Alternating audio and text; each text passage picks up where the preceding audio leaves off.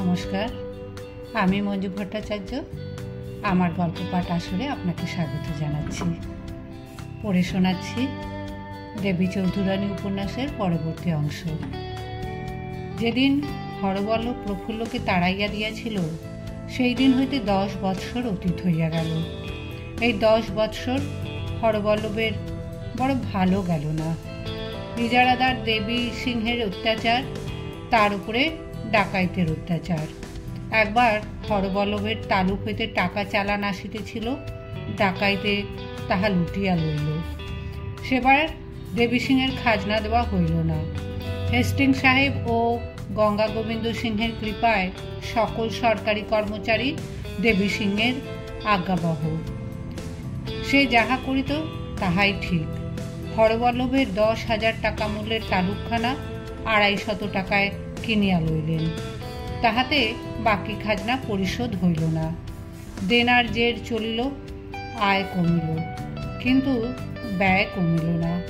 বরং লাঠিয়ালের খরচটা কিছু বাড়িয়াছিল। খরচ আর কুলায় না। কিস্তি কিস্তি সরকারি খাজনা বাকি পড়িতে লাগিল। বিষয় যাহা কিছু অবশিষ্ট ছিল তাহাও বিক্রয় হইয়া গায়। দেনার উপর দেনা, সুদে আসলে ছাপাইয়া উঠিল। টাকার ধার পাওয়া যায় না। এদিকে দেবী সিংহের 50,000 টাকা দিতে না পারায় হরবল্লভের নামে গ্রেপ্তারি পরোয়ানা বাহির হইল। ইংরেজ আইন তখনও হয় নাই, সবই তখন বেআইন। ব্রজেশ্বর শ্বশুরবাড়ি আসিয়াছে, বাপের নামে গ্রেপ্তারি পরোয়ানা বাহির হইয়াছে, সেই তাই টাকা ধার করিবার জন্য শ্বশুরের কাছে আসিয়াছে। শ্বশুর বলিলেন, আমার টাকা শুধু তোমার জন্য, তোমার টাকা তুমি নষ্ট করবে কি? ব্রজ বলিল, সে হোক, বাপকে বাঁচানো আমার প্রথম কাজ। শ্বশুর রুক্ষভাবে বলিলেন, তোমার বাপ বাঁচিলে আমার মেয়ের কি? টাকা থাকিলে মেয়ের দুঃখ ঘুচিবে। ব্রজেশ্বর বলিল, আপনার মেয়ে টাকা লইয়া থাকুক, জামাইকে আপনার কোনো প্রয়োজন নেই, আমি জন্মের মতো বিদায় লইলাম। শুনিয়া সাগরের মাথায় বজ্রাঘাত হইল। সাগরের মা জামাইকে অনেক বুঝাইলেন, জামাইয়ের রাগ পড়িল না। এরপর সাগর নিভৃতে ব্রজেশ্বরের সঙ্গে সাক্ষাৎ করিল।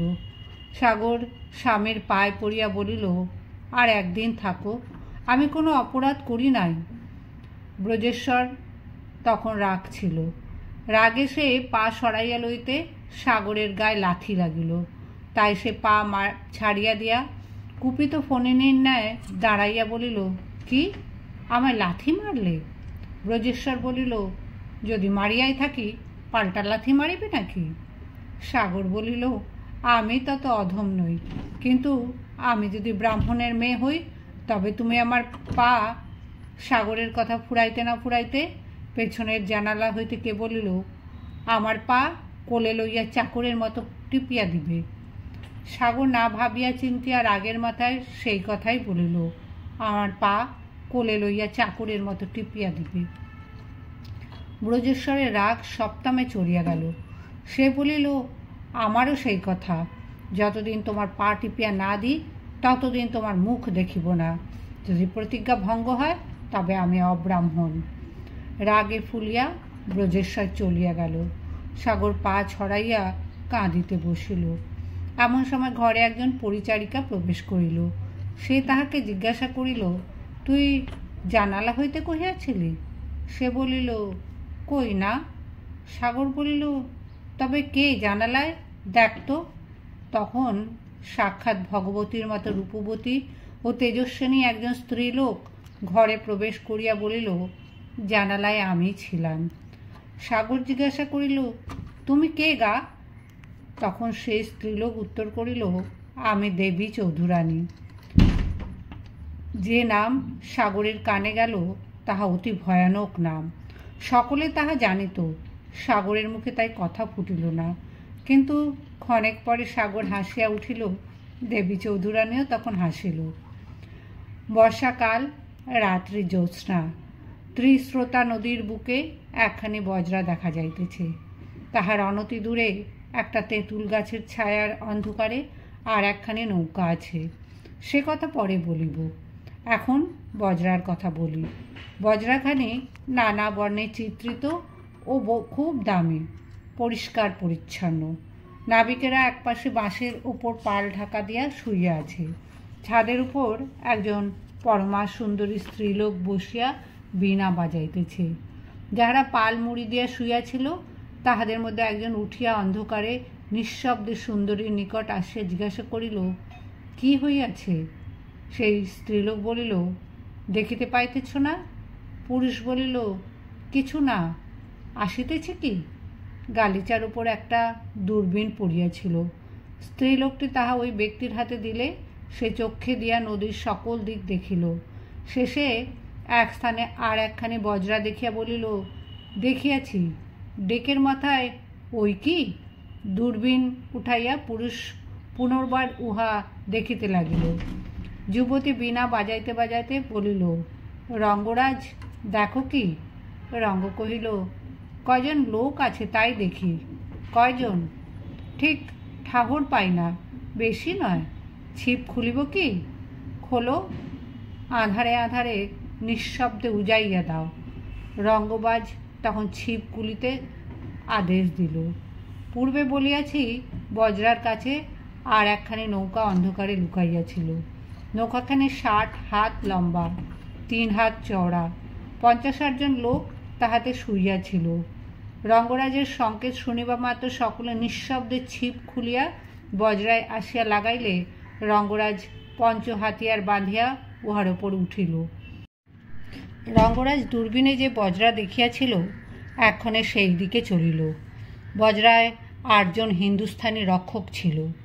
ছিপ বজরার দিকে আসিতেছে দেখিয়া তাহাদের মধ্যে একজন হাঁকিল, ছিপ তফাত। রঙ্গরাজ উত্তর করিল, তোর দরকার হয় তুই তফাত যা। প্রহরী তখন বন্দুকের একটা ফাঁকা আওয়াজ করিল। রঙ্গরাজ বুঝিয়া বলিল, কি পাড়ে ঠাকুর, একটা ছড়াও নাই? এই কথার পর বন্দুক নামাইয়া তীর ধনুক লইয়া বলিল, এবার তোমায় মারিব, তোমার লাল পাগড়ি উড়াইব। এই বলিয়া সজোরে তীর নিক্ষেপ করিলে প্রহরীর মাথা লাল পাগড়ি উড়িয়া গেল। ছিপ আসিয়া বজরার পেছনে লাগিল। 10-12 জন লোক হাতিয়ার লইয়া বজরায় উঠিল। অল্পক্ষণের মধ্যেই বজরার হিন্দুস্থানি লোকদিগকে পরাস্ত করিয়া বাঁধিয়া ফেলিল। তখন ছিপের লোক বজরার ভেতর প্রবেশ করিতে উদ্যত হইল। দ্বার বন্ধ। ভেতরে ব্রজেশ্বর, তিনি শ্বশুরবাড়ি হইতে বাড়ি যাইতেছিলেন। পথে এই বিপদ। রঙ্গরাজ কপাটে করাঘাত করিয়া বলিল, মহাশয় দ্বার খুলুন। ভিতর হইতে ব্রজেশ্বর উত্তর করিল, কে? এত গোল কিসের? রঙ্গরাজ বলিল, গোল কিছুই না, বজরায় ডাকাত পড়িয়াছে। ব্রজেশ্বর কিছুক্ষণ স্তব্ধ হইয়া পরে ডাকিল, পাড়ে তেওয়ারি, রামসিং।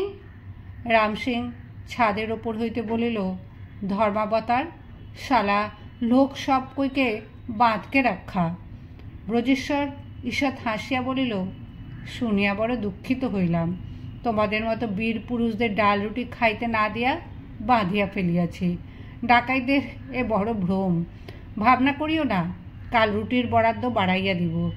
শুনিয়া রঙ্গরাজ ঈষৎ হাসিল, বলিল, আমাদেরও সেই মত।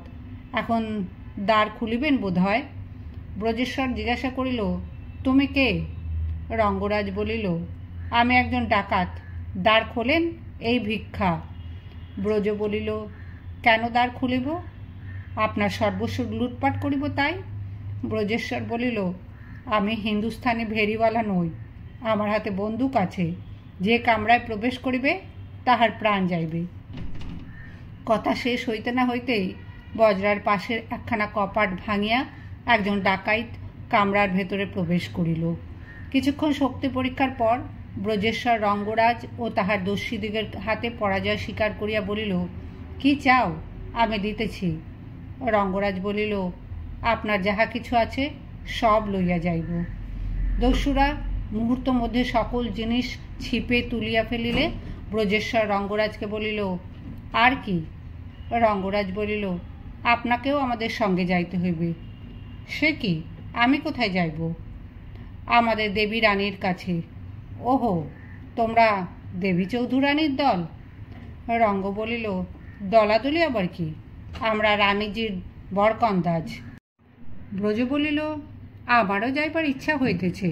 তোমাদের রানী একটা দেখিবার জিনিস শুনিয়াছি, তিনি নাকি যুবতী। রঙ্গ বলিল, আমাদের মা ভগবতীর তুল্য, চলো তবে ভগবতী দর্শনে যাই। এই বলিয়া ব্রজেশ্বর কামরার বাহিরে আসিয়া দেখিলেন মাঝিরা বজরার কাছে কাছি ধরিয়া ভাসিতেছে। ব্রজেশ্বর বলিলেন, তোমরা এখন বজরায় উঠিতে পারো, ভয় নাই। পরে রঙ্গরাজকে দারোবান দিগের বাঁধন মুক্তির জন্য বলিলেন। রঙ্গরাজ বলিল, আমাদের আক্রমণ করিলে আপনার মাথা কাটিব, ইহা উহাদের বুঝাইয়া দিন। ব্রজেশ্বর ইহাদের সব বুঝাইয়া রঙ্গরাজের সঙ্গে ছিপে উঠিলেন। ছিপ বহিয়া চলিল। ব্রজেশ্বর যাইতে যাইতে জিজ্ঞাসা করিল, তোমার রানীজি কোথায় থাকেন? রঙ্গ বলিল, ওই বজরা দেখিতেছ না, ওই বজরা তাঁর। তা অত বড় বজরা কেন? রানীকে রানীর মতো থাকিতে হয়। উহাতে 7টা কামরা, একটায় দরবার, একটায় রানীর শয়ন ঘর, একটায় চোকরানির থাকে, একটায় স্নান, একটায় পাক, একটায় ফাটক। বোধহয় আপনাকে সেই কামরায় থাকতে হবে। কথোপকথন হইতে হইতে ছিপ আসিয়া বজরার পাশে ভিড়িল। দেবী রানী এখন বজরার ভেতরে। রঙ্গরাজ রানীজি কি যায় বলিয়া দেবী জিজ্ঞেস করিলেন, কি সংবাদ? রঙ্গ বলিল, সব মঙ্গল, আপনার আজ্ঞামতো সব কাজ হইয়াছে। দেবী কহিল, মাল? রঙ্গ বলিল, সব আনিয়াছি, বাবুকেও ধরিয়া আনিয়েছি। দেবী কহিলেন, বাবুকে হাজির করো। রঙ্গরাজের ইঙ্গিতে ব্রজেশ্বর বজরায় উঠিয়া দাঁড়াইল। দেবী জিজ্ঞাসা করিল, আপনি কে? ব্রজেশ্বর উত্তর দিলেন, পরিচয় লইয়া কি হইবে? হইবে বই কি, আপনি কি দরে লোক জানিলে টাকার ঠিকানা হইবে। ব্রজ বলিল, সেই জন্যই কি আমাকে ধরিয়া আনিয়াছেন? দেবী বলল, নইলে আপনাকে আমরা আনিতাম না। দেবী চোখ মুছিল, পর্দার আড়ালে বলিয়া কেহ তাহা দেখিল না। ব্রজেশ্বর একে একে অনেক নাম বলিল, কিন্তু দেবী ইহার কোনোটাই তাহার নাম বলিয়া মানিল না। শেষে ব্রজেশ্বর যখন ব্রজেশ্বর রায় বলিল, তখন দেবী বলিল, হইতে পারে। এই সময় দেবীর কাছে নিশি আসিল। বলিল, গলাটা ধরে গেছে যে। দেবীর চোখে জল আর থামিল না। সে নিশিকে বলিল, তুই কথা ক, আমি আর এ রঙ্গ করিতে পারি না। নিশি বলিল, এইবার ঠিক বলেছ, তোমার নাম ব্রজেশ্বর রায়। গলার আওয়াজ ব্রজেশ্বরের 2 রকম বোধ হইল। ব্রজেশ্বর বলিলেন, যদি আমার পরিচয় জানেন তাহলে কি দরে আমাকে ছাড়িবেন, এই বেলা বলুন। নিশি বলিল, 1 কড়া কানা করি, সঙ্গে থাকিলে দিয়া চলিয়া যান। ব্রজ বলিল, আপাতত সঙ্গে নাই। নিশি বলিল, তবে যতদিন না আপনার উপযুক্ত মূল্য আনাইয়া দিতে পারেন ততদিন কয়েদ থাকুন। ব্রজেশ্বর তারপর শুনিলেন কামরার ভেতর হইতে একজন স্ত্রীলোক দেবীকে বলিতেছে, রানীজি, যদি 1 কড়া কানা করি এই মানুষটির দর হয় তবে আমার কাছে উহাকে বিক্রি করুন। ব্রজেশ্বর শুনিলেন। রানী উত্তর করিল, ক্ষতি কি, তবে ব্রাহ্মণ জল তুলিতে বা কাঠ কাটিতে পারিবে না। রমণী বলিল, রাঁধিবার ব্রাহ্মণ নাই, আমাকে রাঁধিয়া দিবে। তখন নিশি ব্রজেশ্বরকে বলিল, আপনি বিক্রি হইলেন, আমি কানাকড়ি পাইয়াছি, যে কিনিল তার সঙ্গে যান, রাঁধিতে হইবে। ব্রজেশ্বর বলিল, কই তিনি? নিশি বলিলেন, স্ত্রীলোক বাহিরে যাইবে না, আপনি ভিতরে আসুন। ব্রজেশ্বর ভিতরে প্রবেশ করিয়া যাহা দেখিল তাহাতে বিস্মিত হইল। মেঝেতে 4 আঙুল পুরু গালিচা পাতা, তার উপর উচ্চ মসনদ, মখমলের খাকদার বিছানা, 3 দিকে সেইরূপ বালিশ, তার উপর একজন স্ত্রীলোক শুইয়া আছে, মুখে একখানা মিহি রুমাল ফেলা আছে। ব্রজেশ্বর দরবার কামরায় প্রবেশ করিয়া শয়না সুন্দরীকে দেখিয়া জিজ্ঞাসা করিলেন, রানীজিকে কি বলিয়া আশীর্বাদ করিব? সুন্দরী উত্তর করিল, আমি রানীজি নই। ব্রজ বলিল, এই তাহার সঙ্গে কথা কহিতেছিলাম, তিনি কোথায়? সুন্দরী বলিল, রানীজিকে তোমার কি প্রয়োজন? ব্রজ বলিল, তুমি কে? তোমার মুনিব, এইমাত্র তোমাকে এক কড়া কানাকড়ি দিয়া কিনিয়াছি। ব্রজ বলিল, গলা এত মোটা করিয়া কথা কহিতেছ কেন? তুমি কি চেনা মানুষ? সুন্দরী বলিল, আমি তোমার মুনিব, আমাকে আপনি আজ্ঞা বলিবে। ব্রজ বলিল, তবে কি বলিয়া ডাকিব? সুন্দরী, আমার নাম পাঁচকড়ি, কিন্তু নাম ধরিয়া ডাকিবে না, আমাকে মুনিব ঠাকুরন বলিও, আমি তোমাকে রামধন বলিয়া ডাকিব। এখন তোমার পরিচয় দাও, বাড়ি কোথায়, রাঢ়ী না বারেন্দ্র? ব্রজ বলিল, অত পরিচয়ের প্রয়োজন কি? হাতের ভাত তো খাইবেন, যাই হই না। পাঁচকড়ি কহিল, যদি সশ্রেণ না হও তাহা হইলে অন্য কাজ দিব। ব্রজ কহিল, অন্য কি কাজ? পাঁচকড়ি বলিল, বাজার করিতে জানো? মোটামুটি রকম। মোটামুটি চলিবে না, বাতাস করিতে জানো? ব্রজ বলিল, পারি। পাঁচকড়ি কহিল, আচ্ছা, এই চামড় নাও, বাতাস করো। ব্রজেশ্বর চামড় লইয়া বাতাস করিতে লাগিল। পাঁচকড়ি বলিল, আচ্ছা, পা টিপিতে জানো? ব্রজেশ্বরের অভিপ্রায় ছিল ইহাদের খুশি করিয়া মুক্তি লাভ করা। বলিলেন, তোমাদের মতো সুন্দরীর পা টিপিব সে তো ভাগ্য, তবে একবার টেপো না। বলিয়া অমনি পাঁচকড়ি আলতা পড়া রাঙা পা দুখানে ব্রজেশ্বরের উরুর ওপর তুলিয়া দিল। ব্রজেশ্বর পা টিপিতে আরম্ভ করিলে দুষ্টু পাঁচকড়ি ডাকিল, রানীজি, একবার এদিকে আসুন। দেবীর পায়ের শব্দে ব্রজেশ্বর পা নামাইল। পাঁচকড়ি হাসিয়া বলিল, সে কি, পিছাও কেন? এবার পাঁচকড়ি সহজ গলায় কথা কহিয়াছিল। ব্রজেশ্বর বিস্মিত হইয়া বলিল, সে কি, এ কি, তুমি সাগর? পাঁচকড়ি বলিল, আমি সাগর, গঙ্গা নই, যমুনা নই, বিল নই, খাল নই, সাক্ষাৎ সাগর। তুমি আমার পা টিপে আছো, আমার প্রতিজ্ঞা হইয়াছে। এখন পায়ে রাখো আর ত্যাগ করো, যাহা হয় করিতে পারো। ব্রজেশ্বর কিয়ৎক্ষণ বিহ্বল হইয়া রহিল, শেষে জিজ্ঞাসা করিল, সাগর, তুমি এখানে কেন?